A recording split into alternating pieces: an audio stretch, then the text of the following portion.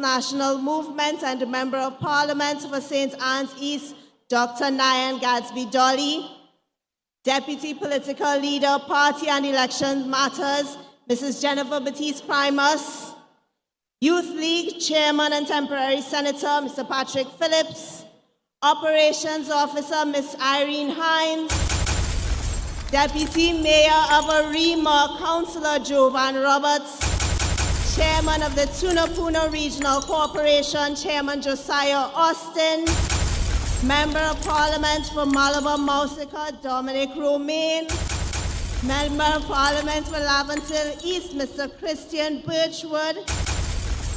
Allow me also to recognize your former Member of Parliament, Mr. Neil Parsonlal. Also, members of the executive of Aruka Lopino, other mayors, councillors, members of council for the Tunapuna Piako Regional Corporation, other local government representatives, members of the media, PNM family, good evening. Permit me also to recognize Temporary Senator Larry Lala in our presence this evening as well. This evening, we gather united in one purpose and one mission. We are here in defense of the people. We are in defense of the mothers struggling to make ends meet. We are here in defense of the young people who no longer have opportunities readily available for them.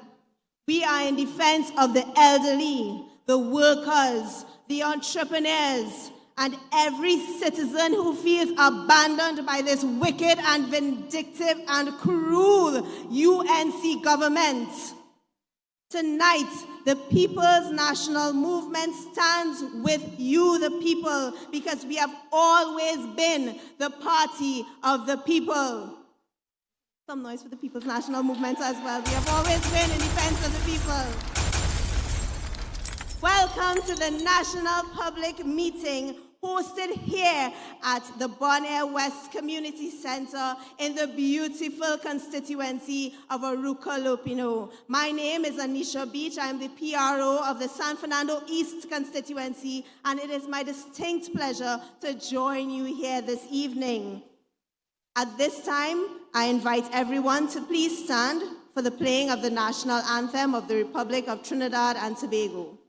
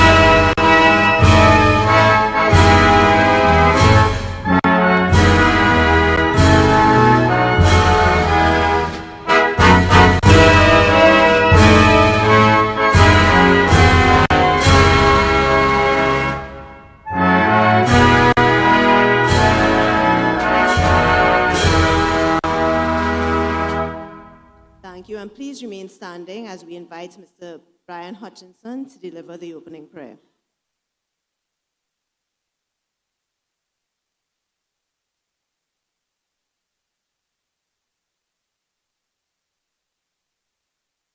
I invite you to bow your heads and close your eyes. Our gracious Father, we deem it a privilege, Heavenly God, to be here, assembled tonight for this very important meeting. First of all, God, we invite your Spirit's presence to be among us, to take full charge of the proceedings of this night. Father, we acknowledge that we are in a warfare. But, oh God, we are thankful that you are still the captain of our army. And once you are the captain, there is nothing for us to fear. Help us, oh God, to understand that our country is going down a road of despair and of gloom and doom. But, oh God, you are still God. And we approach your throne tonight asking you, God, to hold back the forces of evil. God, we wrestle not against flesh and blood, but we wrestle against principalities and powers in high places. But, oh God, you have said, touch not your anointed. So help us, oh Father, to keep connected to you. Help us to understand, God, that our success lies in you. Continue to bless us as a party. Continue to bless us as a country. Bless our political leader, Ms. Beckers. Bless our MP, Mr. Gonzalez. And bless all other party members. And I pray, God, that as the meeting unfolds, the questions that need to be answered will be answered. And that we would leave this meeting as a unified bunch, understanding the role that each one of us have to play to ensure good governance returns. So bless us, take full charge, in Jesus' name, amen. Thank you very much. Please be seated. Is there anyone from the constituency of Malabar Mausika? Is there anyone from the constituency of Trinity Maloney? Is there anyone from the constituency of Arima? Is there anyone from the constituency of Aruka Lopino? Great is Ladies and gentlemen, I am pleased to assist and co-host this evening. I am Dr. Jelani Reid, Education Officer of the People's National Movement. PNM people, good evening. Let me tell you something. The PNM is not down. The PNM is not broken. The PNM is alive and well. And as we assemble here this evening in the constituency of Aruka Lopino, we are standing in defense of all of the people of Trinidad and Tobago. PNM people, we are the warriors standing in their defense. And tonight, our opening batsman, as we stand in defense, he is none other than the Youth League chairman for this constituency. He has joined the PNM serving as the public relations officer of the Youth League. And today, he is a final year medical student in the Faculty of Medical Sciences, receiving and a recipient of PNM education. Ladies and gentlemen, join me in welcoming the chairman of the Aruka Lopino Youth League, our youth speaker. Great is the PNM. Party leadership, Member of Parliament for Malabar Mausika, the Honorable Dominic Romain MP, Temporary Opposition Senator, Senator Larry Lala, Chairman of the Tunapuna Piarco Regional Corporation, Councillor Josiah Austin, Youth Officer and Member of Parliament for Laventil West, the Honorable Kareem Marcel, Chairman for the National Youth League, Temporary Senator Patrick Phillips, party officers, MPs, senators, local government practitioners, ladies and gentlemen, young people of Trinidad and Tobago, good evening. My PNM family, it is with a warm embrace that I welcome you to our precious constituency of Aruka Lopino, a constituency who, like many others, have not been spared the hardships of this wicked, vindictive, and evil UNC. Today, as I speak, many parts of my home village in Lopino have been burning because those that are responsible have left our bushes uncut, the hills barren, and the road unclean. all vulnerable in the extreme to fires. They came and they removed the reforestation program and CPEP. They hit us a double whammy and left nothing in place for many communities. Our bus route is laden with garbage, and our country has been left in a state of destitute and filth.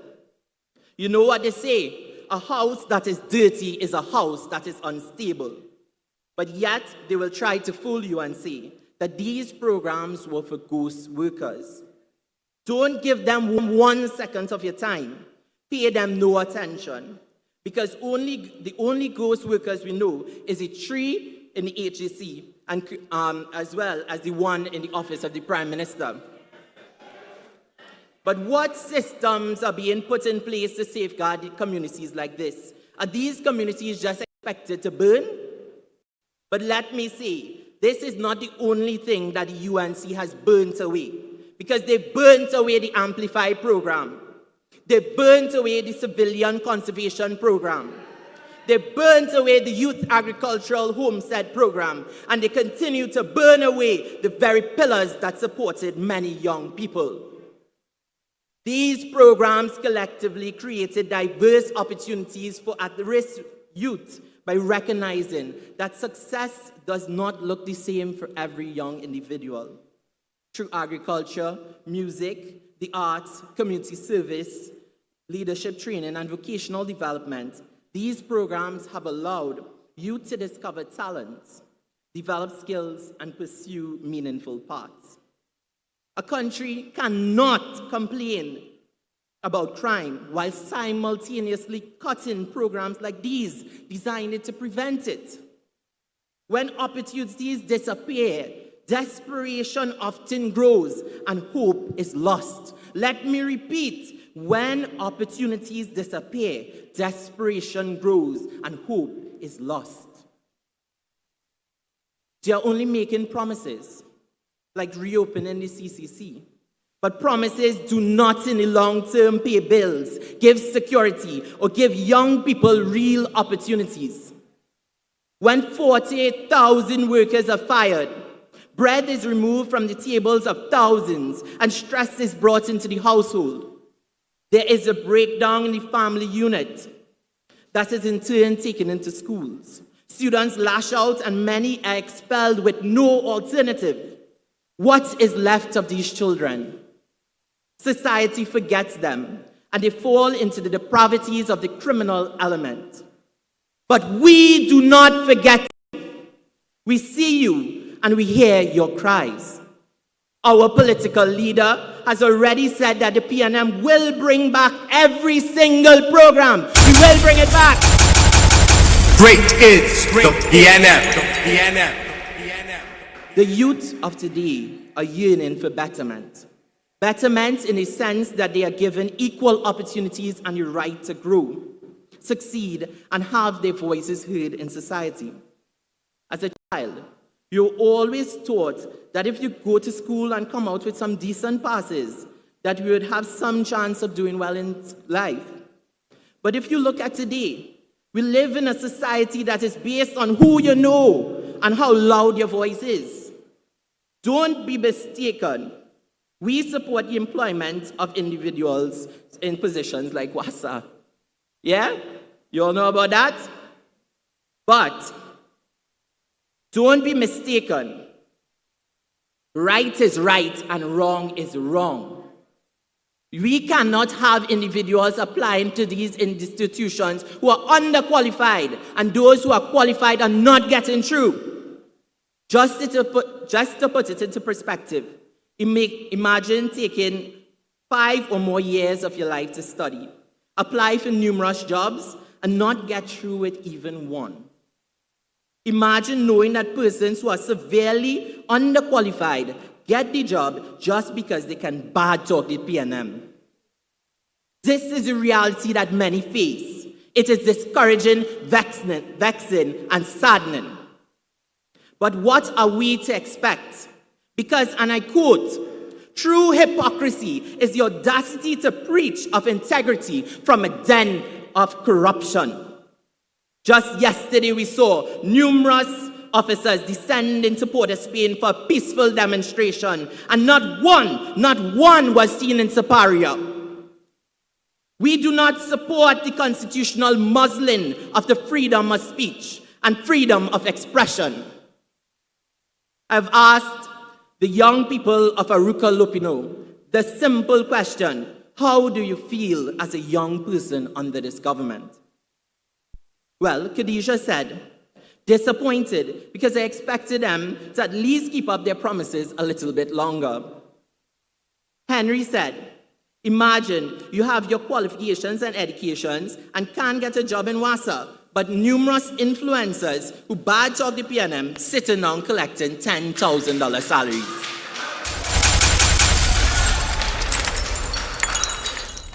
Jules said, feels like this country is dead end for young people looking to grow.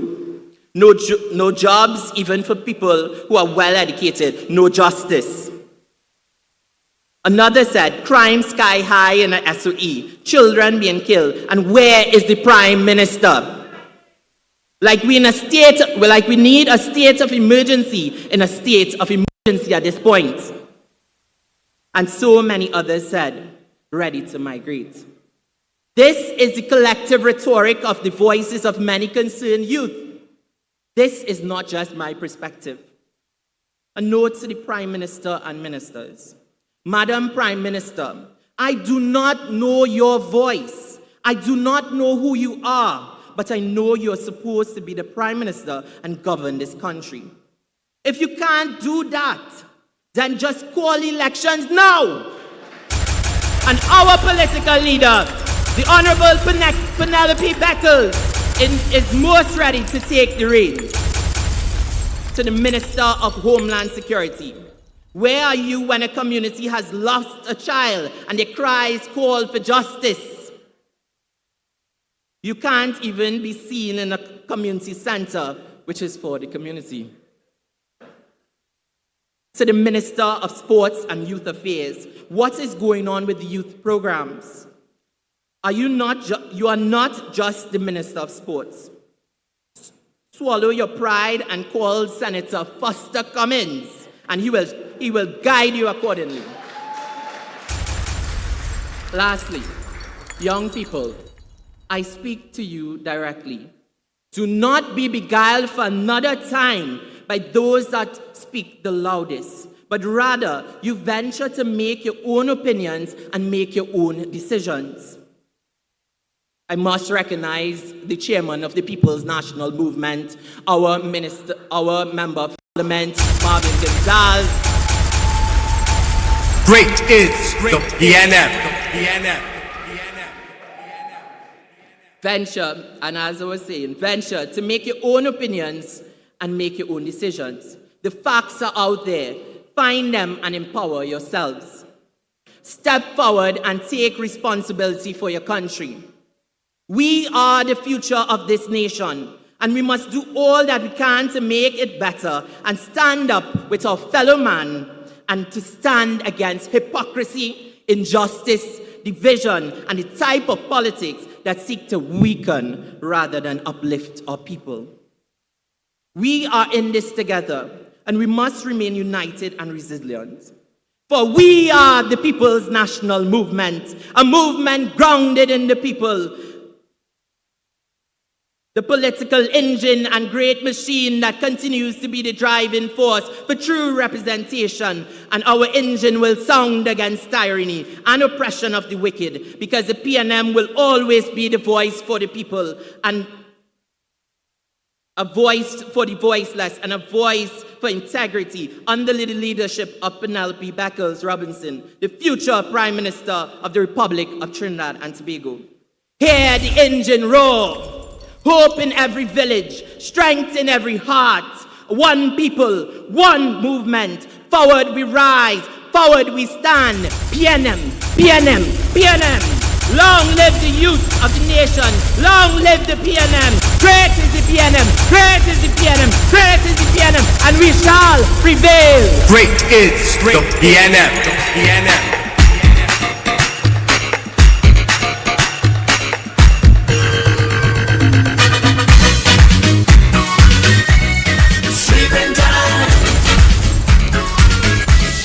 Zion Freeman, ladies and gentlemen. Thank you, Zion, for that passionate contribution tonight. You reminded us definitely that under the People's National Movement, opportunities were created for young people to grow and succeed. But under this UNC, according to you, they were all burned to the ground. But let tonight and let this young man send a clear message that the youth of Trinidad and Tobago are not forgotten. And the PNM will always stand in defense of the youth. Let's make some noise once more for young Zion Freeman. Great is the PNM. Our second speaker tonight is another young speaker, energetic and a visionary leader who continues to make his mark both in local government and national development. He currently serves as councillor for Macoya Trin-City and chairman of the Tunapuna-Piarco Regional Corporation. Proudly holding the distinction of being the youngest chairman in the country, his passion remains rooted in advancing the infrastructure, culture, and overall development of the Tunapuna-Piarco region. They sent them crazy last year with his Independence Day celebrations. Ladies and gentlemen, please put your hands together and welcome Chairman Josiah Austin.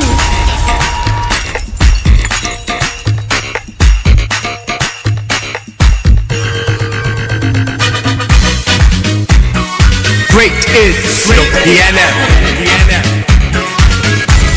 Sleeping time.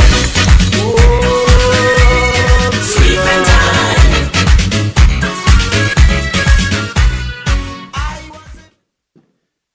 I have a lot to say this evening on behalf of my local government colleagues, but political leader told me I have 5 minutes. I am going to try my best. Permit me to recognize very quickly our political leader of the People's National Movement, Member of Parliament for Arima, the Honorable Penelope Beckles-Robinson, our party chairman and MP for Aruka Lopino, the Honorable Marvin Gonzalez, distinguished speakers of this evening's proceedings, executive members of the People's National Movement, members of Parliament and senators, fellow local government colleagues, members of the viewing platforms, both listening and viewing platforms, members of the media, my Aruka Lopino family,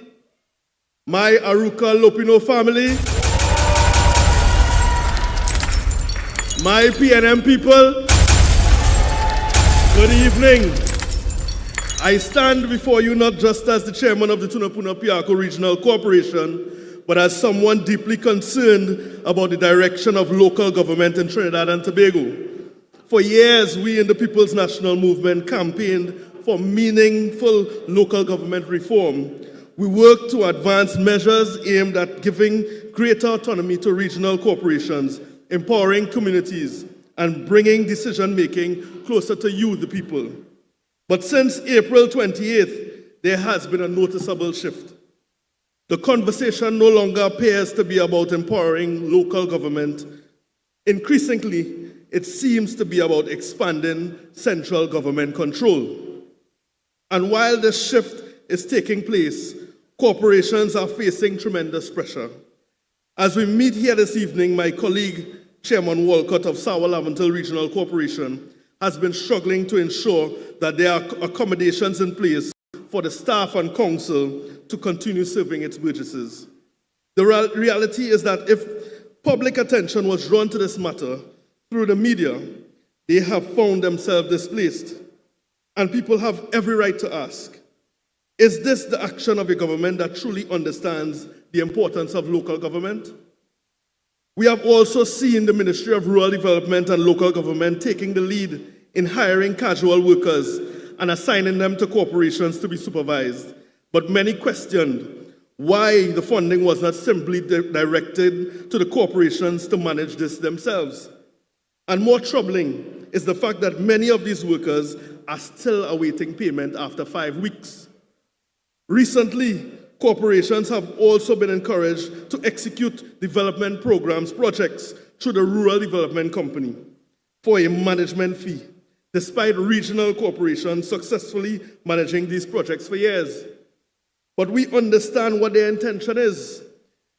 They want to deny opportunities for the small contractors to get projects and give to favored contractors, as we've witnessed with HGC. So we ask ourselves, why create parallel systems while corporations are struggling for funding, manpower, and equipment? Why weaken existing institutions instead of strengthening them? And why the recent comments from the Prime Minister, which are deeply concerning? The Prime Minister warned, and I quote, "If service delivery does not improve, government will start outsourcing and mechanize many of the tasks currently performed by regional corporations." Now let us think carefully of what this means.